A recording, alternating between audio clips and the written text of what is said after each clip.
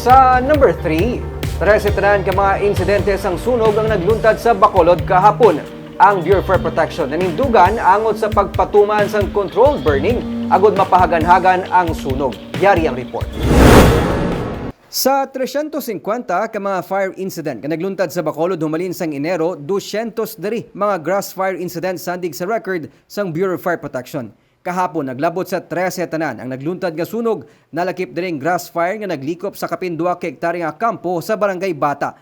Ginkinahanglan pa nga bisitahan ni Mayor Albi Benitez ang sitwasyon sa mga madre sang Missionaries of Charity sang liwat nga nagluntad ang grass fire sa malapit 7 ka hektare nga kampo sa Barangay Banago. Ginmando sang alkalde ang pag-identify sa mga bakante nga lote, ilabi na sa mga subdivision nga kinahanglan mahawanan para mapaiway ang pagluntad sang grass fire. Mga steps na ito nga discuss kung ano imuunta. First, clean up. Second, we'll encourage ang mga homeowners to identify ang mga lot owners na hindi pabayaan na lang nila mga vacant lot para utlon ang mga grass at the same time sinita. Sa pagsinapol, sang katapos ang City Disaster Risk Reduction Management Council upod sa alkalde, nanindugan ang pamunuan sa Bacolod BFP angot sa pagpatuman sang controlled burning sa mga bakante nga kampo agud makakinot sang water supply sa piyak sa nagadamo nga grass fire incident karon nga tig-ilinit. Specifically expressly provided nga bawal ina pero wala man kani mo na preso sa gapaninlo sang katubuan, di ba?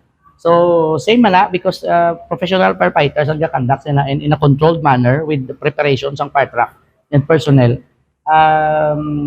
May sort of de facto nga nod of approval si Benro kag tinag-okay sa mayor. Sa mga meeting, ginestoryahan man ang duga nga pagpanghanda sang syudad para sa natalana nga La Nina phenomenon sa badason nga binulan. Nalakip diring pagpatpat sang igapatuman nga declogging operation agod mapahaganagan ang problema sa baha sa natalana nga tig-ululan. Nico Delfin para sa DG Cast Negros.